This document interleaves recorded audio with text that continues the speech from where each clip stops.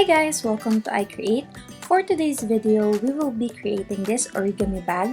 This project is perfect for beginners, it's very simple, and okay to as closer your bag or on-the-go tote for your essentials or if you need extra stuff to bring with you. So we need one piece 22 by 22 inches lightweight fabric and one piece 22 by 22 inches fabric for the lining, and two pieces 24 by 4 inches fabric for our straps. We will also be using ruler, pins, clips, thread trimmer, marker, and point turner to poke our corners. So first step is we will sew our square fabrics together. So lay them right sides together. Dapat nasa loob yung right side ng fabric ninyo. Then make sure lang pantay siya, and we will measure 6 inches sa gitna ng isang side ng ating fabric so we can leave an opening para mabaliktad natin later. Then we will pin around our square fabric. So make sure lang pantay siya para hindi tayo mahirapang magtahi later. And we will sew around this in 1/2 inch seam allowance. And hindi natin tatahiin yung minarkahan natin kanina. So here's a closer look sa ating opening. So dito tayo mag-i-start sa babang part ng mark natin. Then tatahiin natin paikot hanggang ma-reach natin yung other end. So hanapin nyo lang yung 1/2 inch seam allowance sa inyong machine. Then yan yung gagamitin nating guide para straight yung stitch natin. So don't forget to backstitch to lock your stitch. Then, pag umabot na tayo 1/2 inch before sa edge ng ating fabric, ito-turn na lang natin yung fabric, hindi na tayo magpa-backstitch. So, make sure nakababa yung needle nyo, lift your presser foot and turn your fabric, then ibaba nyo ulit and continue sewing. Just repeat this step until ma-reach nyo yung other end ng ating mark for the opening kanina.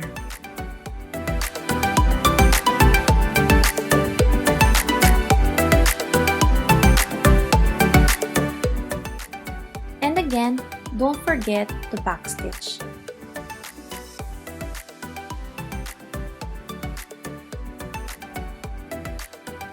So ito yung opening natin.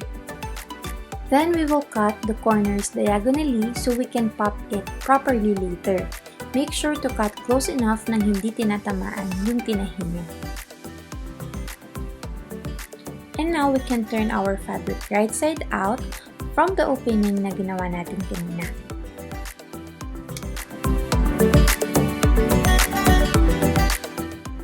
Then you can use your point turner to pop the corners.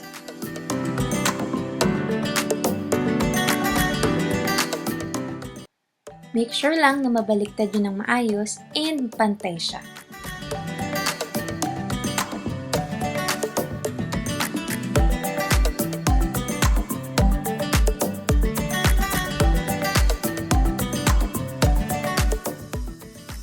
Then we will iron this flat para hindi tayo mahirapang mag-top stitch later. So make sure lang pantay siya, especially yung opening.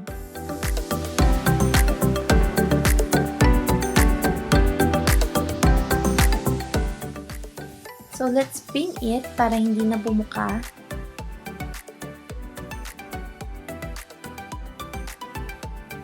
And tip lang, mag-start tayo mag-iron sa edges bago sa center para pantay.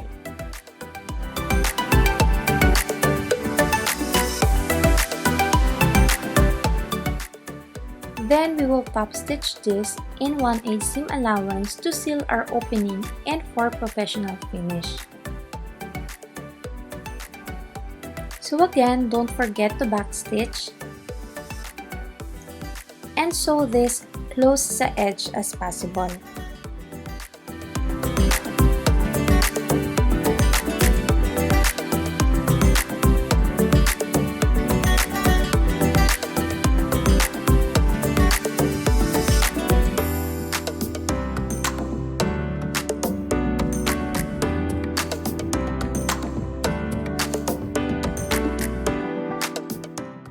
So next step is we will now work on our base. So fold your fabric right sides together.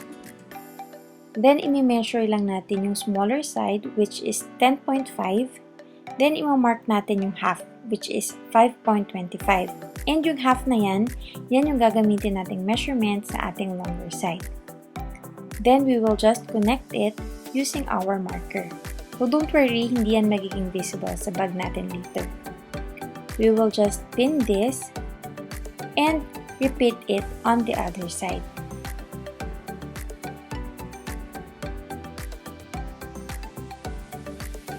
Then we will just pin the upper area just to secure the fabric. Then tatahiin natin. So again, tatahiin lang natin to and susundan lang natin yung mark na nilagay natin kanina.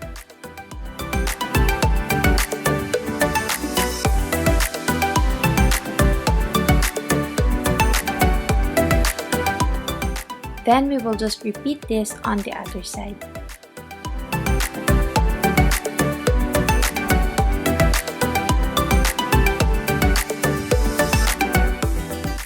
So after sewing the two corners for our base, grab the end of your fabric and fold it away from you so we can work on the other two corners.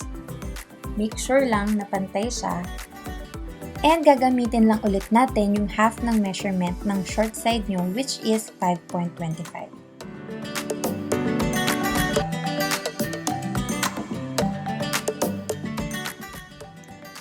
So just mark it and pin it.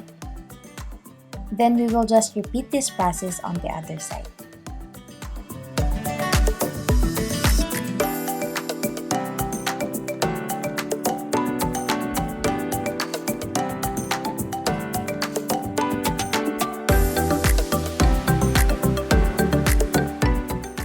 And again, susundan lang ulit natin yung minarkahan natin.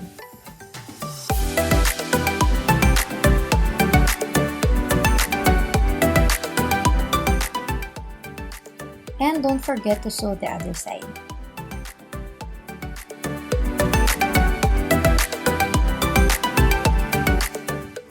So after sewing our four corners for our base, we can now turn our fabric right side out.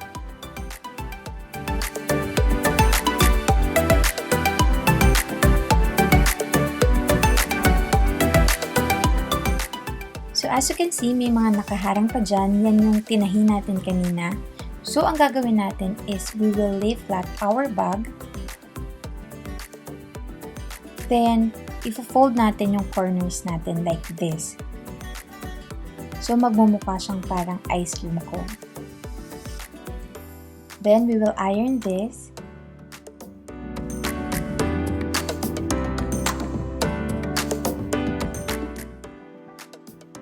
Then we will pin it so we can top stitch this using 1/8 seam allowance later. Then uulitin lang ulit natin yung ating process sa ating 3 corners.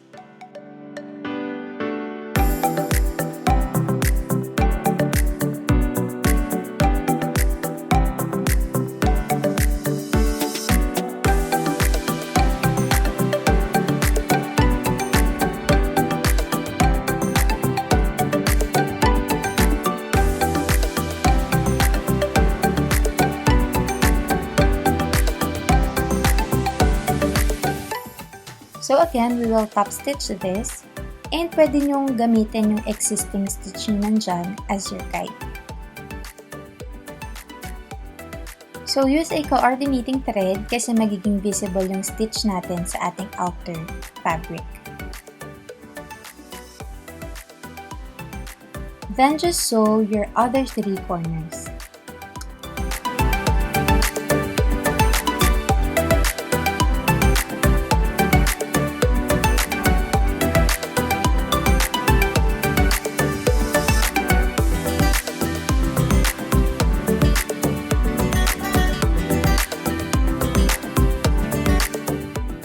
So we will now work on our strap. So layer fabric right side facing down and fold the edges in 1/2 inch. Then iron it.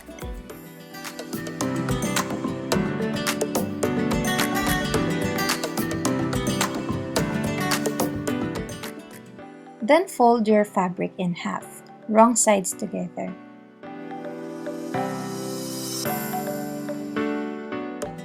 And now fold both sides in the center.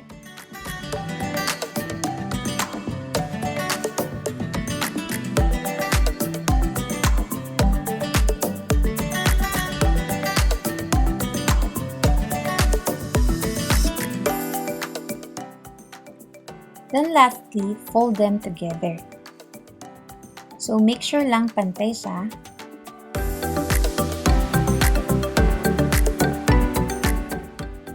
Then clip it so we can work on the other strap.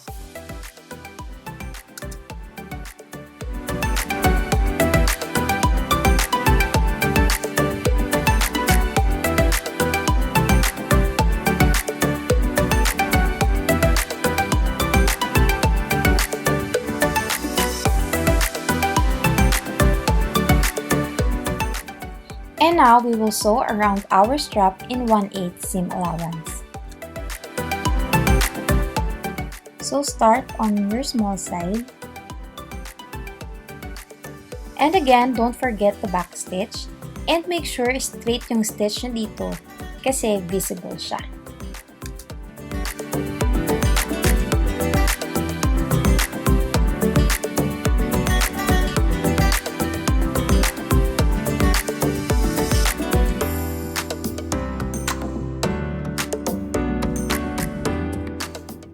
Then just sew the other strap.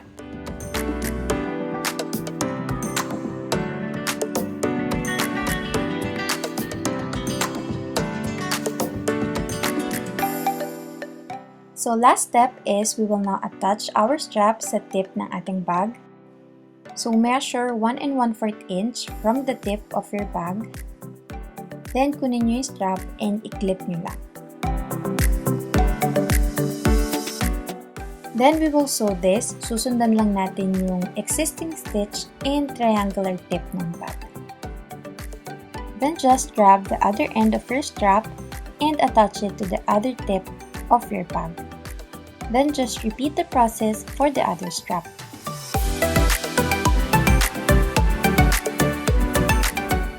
So ganito dapat yung magiging itsura niya, and make sure hindi nakatwist yung strap before natin tahiin. So again, tatahiin natin to and susundan lang natin yung existing stitch and yung triangular tip ng bag. So you can sew this slowly para ma-make sure yung pantay siya and malinis yung stitches kasi magiging visible to.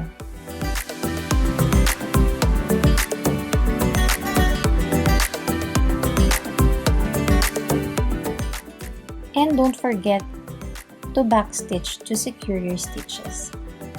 So ganito yung magiging stitch na, and just repeat this step on the other straps and we're done. You can also make this in different sizes. I will put the measurements in the description box. And that's it!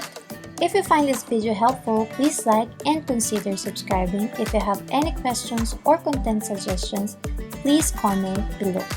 Thank you for watching. Have a productive day. Bye!